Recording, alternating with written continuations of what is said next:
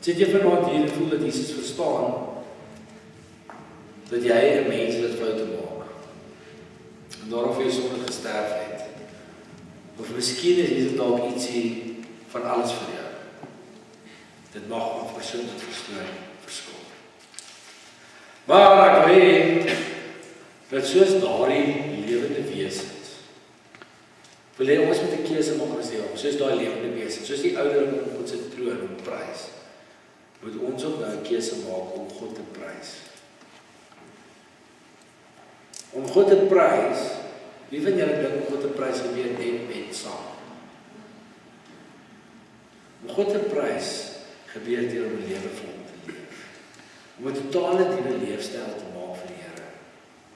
Om hom te eer met alles wat jy doen. So hoe kan jy Jesus nou vanaand sien in jou wese? Dit gaan oor om te eer daarvoor. Hy is met eer en heerlikheid gekroon. So saam met daai hemelwese, saam met al die miljoene engele, moet ons in lyn kom om hom te prys deur ons hele lewe aan hom te wy.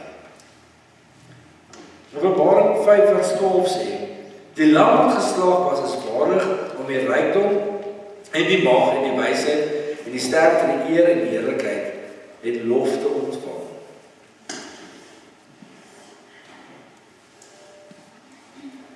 Jesus was die lam gewees. 'n Lam was 'n teken gewees of van leierskap of van 'n offer. En in die geval van Jesus was dit albei gewees. Hy was die leermeester, die leier, die leidsman gewees, maar hy was ook die offer. En wat kan kenmerkend is in dit is die feit dat hy met Jesus se offer 'n nuwe tyd aangebring het. Die feit dat Jesus op sy kruis gesterf het, het 'n nuwe tyd aangebring vir soos 'n totally nuwe tyd. Okay? Wat jy in die Ou Testament? Die 10de plaag. Die bloed van wat het hulle op die deurkosyne gesmeer by die Doopsdag? Lam. Hoe amazing is dit nie dat die storie van Israel se Exodus, eintlik die storie van Israel nog eintlik daar. 'n Nuwe begin wat hulle nie meer onder die Egipte en onder die slawerny is, wat hulle vasgevang is in daai slawerny, is vrygespreek deur die bloed van die lam. En soveel jare later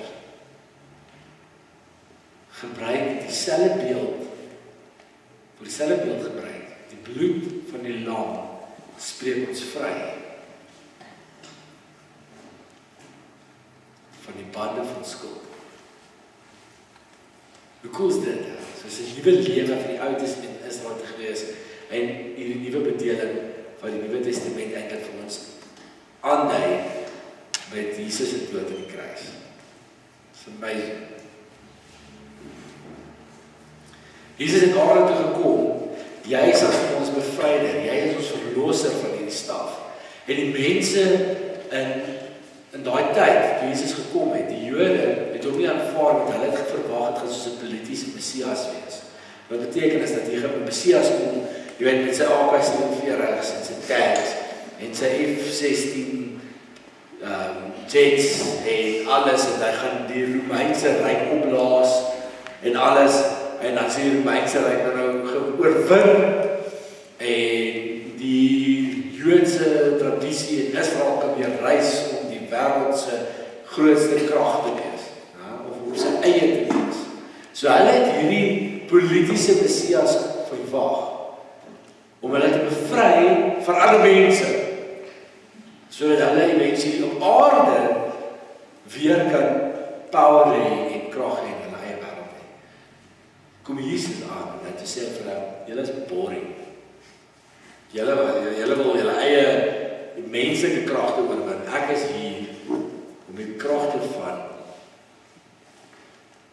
die sonde en die dood te oorwin. Jesus het gekom en hy het wel vryspraak gebring. Maar hy het nie vryspraak gebring soos die Jode dit wou gehad het nie. Maar hy het vryspraak gebring wat ons vryspreek tot in ewigheid.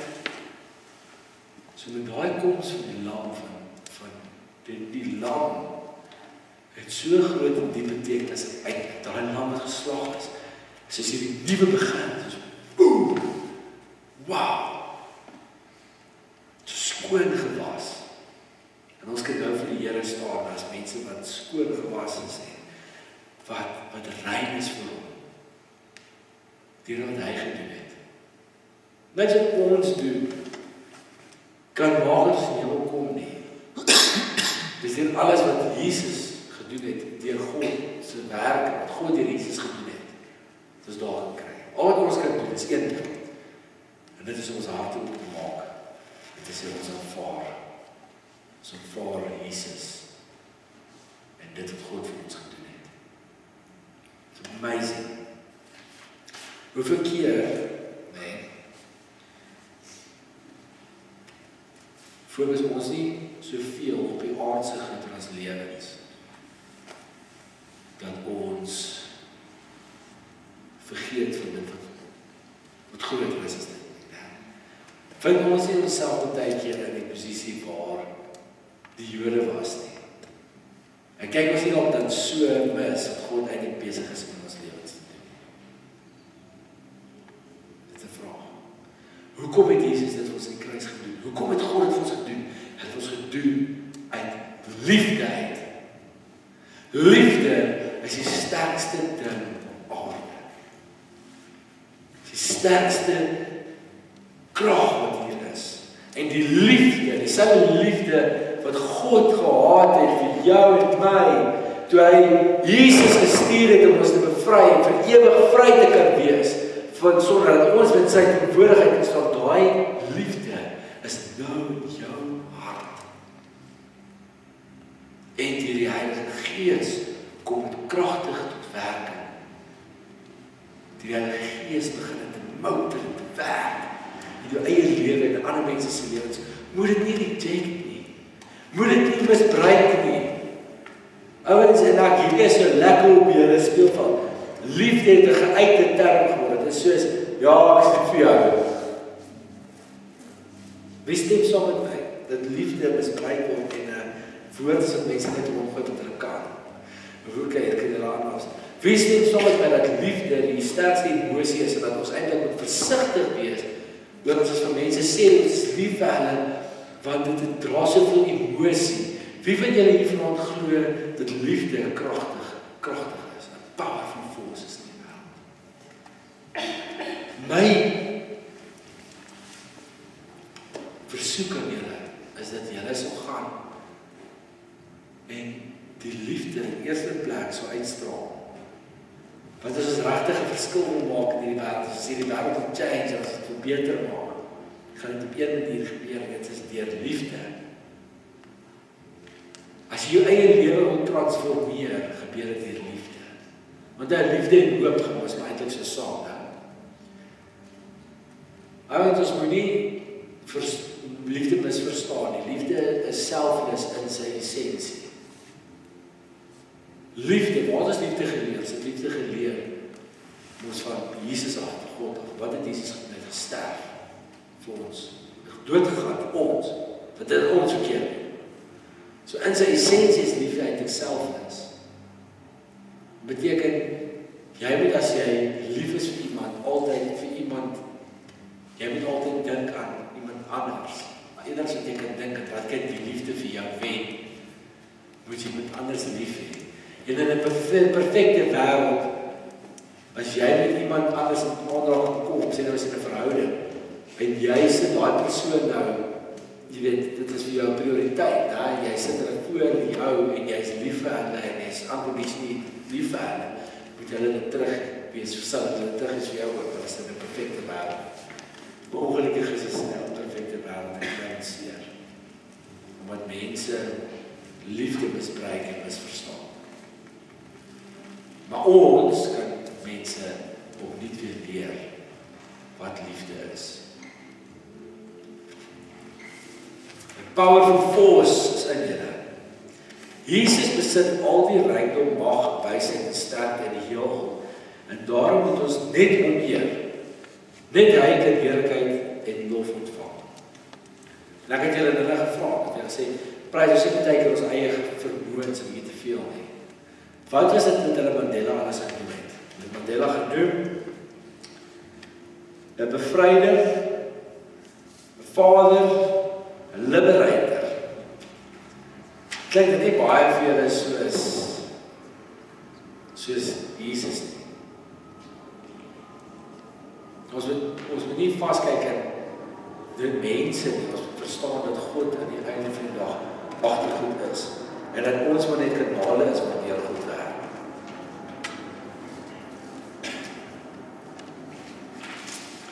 Openbaring 5:13 is net die volgende vers sê, is in die laaste gedeelte wat ons oor gepraat, die Here skepping, alles in die hemel en op die aarde en onder die aarde en op die see, ja, alles wat daar is, het ek hoor sê. So, oor die hele skepping, soos hierdie is die klimaks gedeelte van Openbaring 5, is hierdie Openbaring 5 vers 13. So as jy ooit in jou gedagtes iets wil hê, 5 vers 13, die hele skepping, soos die heelal, die blomme, die doorvoëls, die bome, die plankton, die amebas, alles, né? Die hele skepping, alles in die hemel en op die aarde en onder die aarde en op die see, ja, alles wat daar is, het ek hoor sê, aan hom wat op die troon sit en aan die lam, so aan God en aan Jesus, behoort die lof en die eer en die heerlikheid en die krag tot aan ewigheid. So behoort die prys, die lof, behoort die eer, respek, die heerlikheid, die feit dat ons glo dat God almagtig en kragtig is, dat hy alles is, en dat hy weet volmaak is, en die krag. Dink jy gou vir jouself een oomblik, wat se krag het gemaak dat die aarde ontstaan het?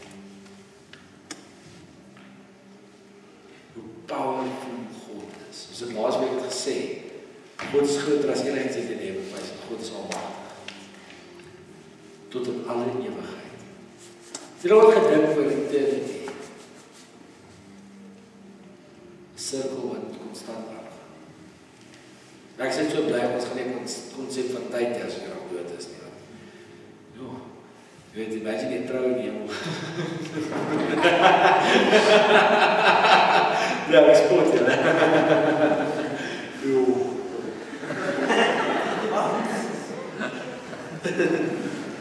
Anyway, die hele skepping, alles wat bestaan, vir God, as Vader Jesus as God, bring aan hom al die hulde, eer en lof. Ek wil gaan weer kom prys hom, kom prys die God. Vertel my gaan dit. Ek wil hê, soos dink nie, kom prys die God. Wat in jou lewe maak dat jy God prys? As jy daaraan dink, prys jy God vir die stap wat in die lewe gebeur, kyk jy dit vas in die stap wat nie reg is nie.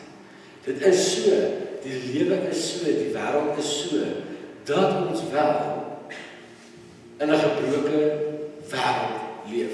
Sonde het gebreek, Suid-Afrika is broken, dit is 'n gebroke realiteit, dit is 'n gebroke wêreld, waarin ons is. Hoekom? Want sonde het gebreek. So die probleem is, ons sit en ons kyk heeltyd vas in ons probleme, in plaas daarvan om vas te kyk in ons seëninge. Ons kyk net so vas op ons probleme dat ons baie keer begin twyfel in God. In hierdie gedeelte staan daar al die wysheid, die mag, die heerlikheid en krag behoort aan hom tot alle ewigheid. Ek wil julle 'n storie vertel. Ek weet ek mag dit vertel, want ek het dit by Espresso vertel. As twee mense, ons is op videokameras, ek gaan nie name noem, maar as twee mense in ons gemeente, hulle het 11 jaar, het 'n seentjie, en hulle het 11 jaar probeer vir nog 'n kind. 11 jaar, nou. Hulle was frustreerd gewees met die hele proses. Hulle was boedeloos. En ek seker van hulle punt op nog getwyfel, bietjie. En toe, begin van die jaar, toe kom maar 'n klein dogtertjie oor die pad.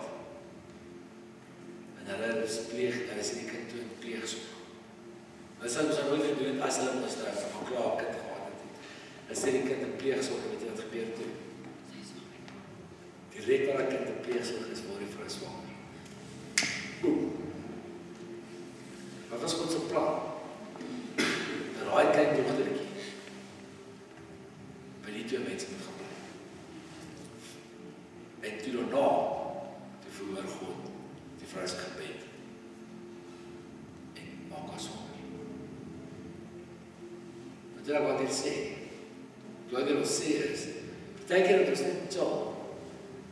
Ons net rustig raak, want ons raak so opgewerk oor alles wat kan skeefloop in ons lewens, en alles wat pressure op ons sit. Kom wat 'n normale ding, jy weet, dit is 'n normale scenario. Jy sit tussen jou 5 vriende en jy huil en jy question God wat jou meisie het jou net gelos. Ja, kom ons admit dit, is nie lekker as so iets gebeur in die lewe nie, né? En dan question jy God, maar as jy anders sou kyk na die situasie, sê jy eers God, dankie vir gesê,